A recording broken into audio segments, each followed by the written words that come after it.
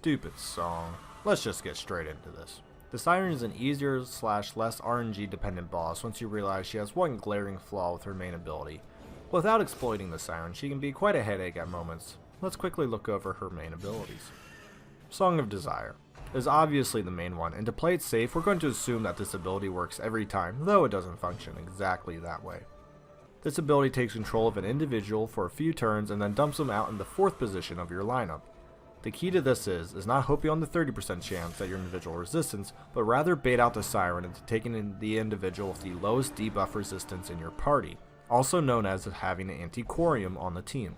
The Siren focuses people at the lowest debuff, thus an Anticorium is perfect for the job.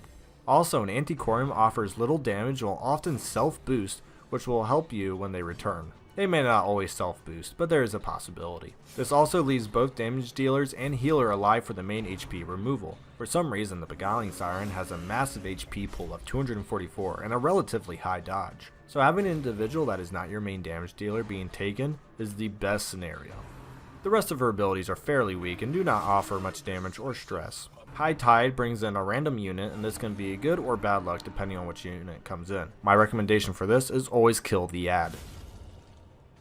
Next we have Pressure Crash. This does a small amount of damage and adds some small stress damage. It doesn't do it at an alarming rate, but if all the Siren does is Pressure Crash, this can actually really begin to add up, and you have to be careful of that. Finally we have Devour, which has an okay crit chance and causes bleeding, so I save a couple of bandages for once the bleed starts stacking.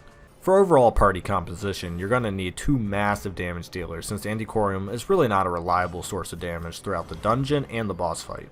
This means a longer dungeon walk to the boss is going to happen, and that means you can accumulate a lot of stress damage along the way if you can't quickly dispatch enemies. Anything that hurts Eldritch more is an excellent choice since the boss is Eldritch. This can either be through trinkets or characters. I really like Highwaymen, Man-at-Arms, Houndmasters, and definitely Lepers for the raw damage. A Highwayman and a Man-at-Arms can benefit from multiple riposte chances since Pressure Cast and Devour do a small amount of damage, and they afflict the whole party. This means you can get 2 free shots every turn, which could quickly dwindle down that Siren. This fight can be somewhat long if you only go in 2 damage dealers, but I do find this way the most reliable. Long does not equal bad since most of it involves killing the ads if you get that kind of RNG, and probably missing once in a while due to the high dodge of the final Siren. I always recommend stunning as a strong asset in lower levels because bosses haven't quite gotten the resistance yet that make it below 50% chance. At 3rd level, most bosses have an unfavorable chance to stun, or there's literally 0 chance to stun.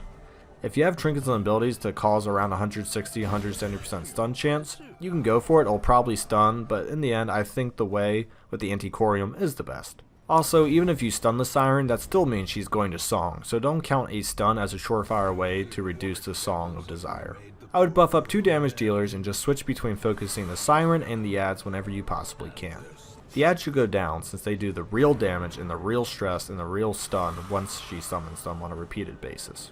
As you observe, 5 out of 6 times the Anticorium was targeted. I don't know why the other guy was targeted before the Anticorium, but 5 times in a row the Anticorium was targeted. It appears to be a surefire thing at least 83% of the time, so even if it is only 83%, that still gives you a massive chance to burst down the Siren without your damage dealers being taken from you.